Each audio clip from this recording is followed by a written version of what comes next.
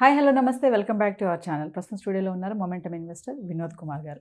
నమస్తే సార్. నమస్కారం అండి. సార్, మనకి ఇన్సూరెన్స్ ఇప్పుడు బీమా మాదిరిగానే మ్యూచువల్ ఫండ్స్లో కూడా క్రమం తప్పకుండా మనకి ఆదాయం వస్తుందా అంటే ఎలా సార్? మ్యూచువల్ ఫండ్స్ ఓన్లీ మన ఇన్వెస్ట్మెంట్ అప్రిసియేషన్ కోసము టూల్ కాదు, మనం రెగ్యులర్ ఇన్కమ్ కూడా డ్రా చేసుకోవడానికి ఒక ఆపర్చునిటీ. మనం ఒక ప్రాపర్టీ కొంటామండి, దాని నుంచి రెంటల్ ఇన్కమ్ వస్తుంది. ఓకే, సో ఆ ప్రాపర్టీ అప్రిషియేట్ అవుతుంది, రెంటల్ ఇన్కమ్ వస్తుంది. సో వీఆర్ కంఫర్టబుల్ ఆ ప్రాపర్టీ అసెట్ని హోల్డ్ చేసుకోవడానికి. అదే మ్యూచువల్ ఫండ్స్లో కూడా అలాంటి ఆప్షన్ ఉంది.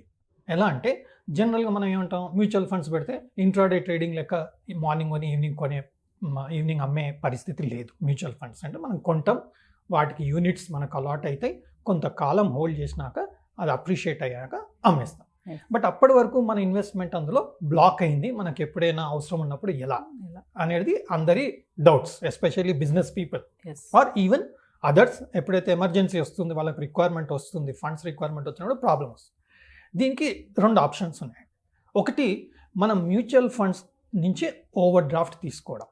అంటే మనకు ₹1,00,000 మ్యూచువల్ ఫండ్స్ ఉంది, దాని మీద మనం ఓడి తీసుకున్నాం అనుకోండి, 50,000 60,000 వరకు మనం డ్రా చేసుకోవచ్చు, డిపెండింగ్ ఆన్ ద ఫండ్ మీరు ఏదైతే ఇన్వెస్ట్ చేశారో.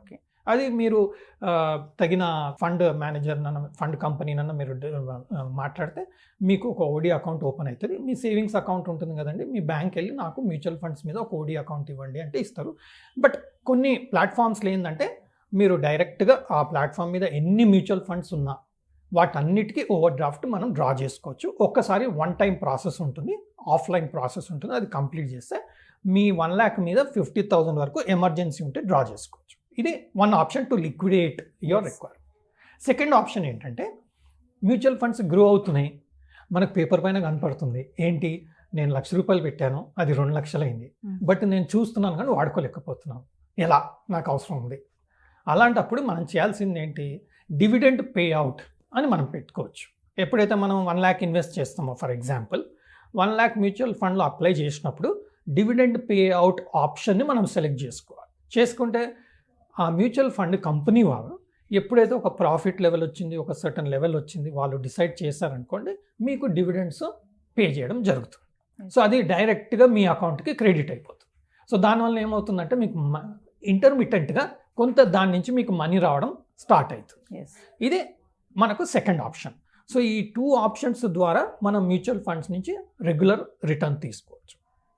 థర్డ్ ఆప్షన్ ఎంటైర్లీ డిఫరెంట్ అండి. మనం మ్యూచువల్ ఫండ్లో ఇన్వెస్ట్ చేస్తాం, మంచి రిటర్న్ వస్తుంది అనేది మనకు తెలుసు. ఓకే, బట్ మనకు మధ్యలో రెగ్యులర్గా కావాలి ఒక కొంతకాలం అయ్యాక, అప్పుడు మనం ఏం చేస్తాం, SWP అంటే సిస్టమాటిక్ విత్డ్రాల్ ప్లాన్ అని పెట్టుకుంటాం. ఒక చిన్న ఎగ్జాంపుల్, ఒక పర్టికులర్ మ్యూచువల్ ఫండ్ ఉంది, ఆ మ్యూచువల్ ఫండ్లో లెట్స్ సే ఒక 18% రిటర్న్ ఇస్తుంది అనుకుందాం. జనరల్గా 12 to 15% మ్యూచువల్ ఫండ్లో రిటర్న్స్ జనరల్గా ఎక్స్పెక్ట్ చేయొచ్చు లాంగ్ టర్మ్లో. మనం కొన్ని వీడియోస్లో కూడా డిస్కస్ చేయడం జరిగింది. కొన్ని ఫండ్స్ ఏంటంటే 3 years 4 yearsలోనే డబుల్ అవుతున్నాయి, రైట్? అలాంటప్పుడు మనం ₹1 lakh ఇన్వెస్ట్ చేసాం, ఓకే, ఒక 3 years హోల్డ్ చేసాం, అది 2 lakhs అయింది. సో 2 lakhs అయినాక ఒక 1% 0.5% ఎవ్రీ మంత్ మనం విత్డ్రాల్ పెట్టుకోవచ్చు. అంటే 1% అంటే ₹2,000. 1 lakh ఇన్వెస్ట్ చేసాము, ఒక 3 years 4 years 5 years తర్వాత 2 lakhs అయింది. సో ఎవ్రీ మంత్ మనం ఒక ₹2,000 విత్డ్రాల్ పెట్టుకున్నాం అనుకోండి, ఎవ్రీ మంత్ మీ అకౌంట్కి క్రెడిట్ అవుతూనే ఉంటుంది. అప్పుడు మీకు అప్రిసియేషన్ నడుస్తుంది. 2 lakhలో మీరు ఎవ్రీ మంత్ 1,000 డ్రా చేస్తున్నారు అంటే 12 monthsలో 12,000 డ్రా చేస్తున్నారు. బట్ స్టిల్ అందులో మీకు 1.88 lakhs is still in invested. So that will keep growing, no? Yes. So mutual fund is a base where you can withdraw regularly amount so that your requirement can be met. Yes.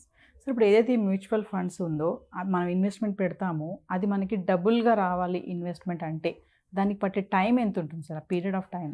Depending on the fund అండి. ఇప్పుడు మనకు 12% to 15% return ఇచ్చింది అనుకోండి, ఒక 5-6 years పడుతుంది double అవ్వడానికి. వాటికన్నా ఎక్కువ రిటర్న్ ఇచ్చింది అనుకోండి, అందుకే మనం సెలెక్షన్ ఆఫ్ ఫండ్ చాలా ఇంపార్టెంట్. మనం ఎట్లా మనం స్టాక్ మార్కెట్లో ఏమంటామంటే ఒక పోర్ట్ఫోలియో క్రియేట్ చేయాలి అని మనం చెప్తాం. అంటే ఈ సెక్టర్లో కొన్ని, ఆ సెక్టర్లో కొన్ని, ఈ సెక్టర్లో కొన్ని స్టాక్స్ లిస్ట్ చేసి ఒక పోర్ట్ఫోలియో క్రియేట్ చేయండి అని చెప్తాం. అలాగే మ్యూచువల్ ఫండ్స్లో కూడా ఏంటంటే మీ యొక్క రిస్క్ ఎపిటైట్, మీ యొక్క టైం ఫ్రేమ్, మీ యొక్క రిక్వైర్మెంట్ని బట్టి మీరు ఒక పోర్ట్ఫోలియో క్రియేట్ చేసుకొని ఇందులో కొంత అమౌంట్, ఇందులో కొంత అమౌంట్, ఇందులో కొంత అమౌంట్ పెట్టారనుకోండి, అప్పుడు ఏమవుతుంది, conservative fund, stable fund, aggressive fund. ఇప్పుడు అగ్రెసివ్ ఫండ్ ఏంటంటే రిస్క్ ఎక్కువ ఉంటుంది, రిటర్న్ కూడా ఫాస్టర్ ఉంటుంది. సో వీటికి రెడీ ఉన్నారనుకోండి మీకు రిటర్న్స్ బాగా వస్తుంది. లాస్ట్ 3-4 ఇయర్స్ మీరు చూడండి, ఇన్ఫ్రాస్ట్రక్చర్ ఫండ్ అయినా సరే, మ్యానుఫ్యాక్చరింగ్ అయినా సరే, డిఫెన్స్ అయినా సరే, స్మాల్ క్యాప్ అయినా సరే మంచి రిటర్న్స్ ఇచ్చాయి. సో 3-4 ఇయర్స్ బ్యాక్ ఎవరైతే ఇన్వెస్ట్ చేశారో లంసమ్, ఈరోజు they are sitting on double the money.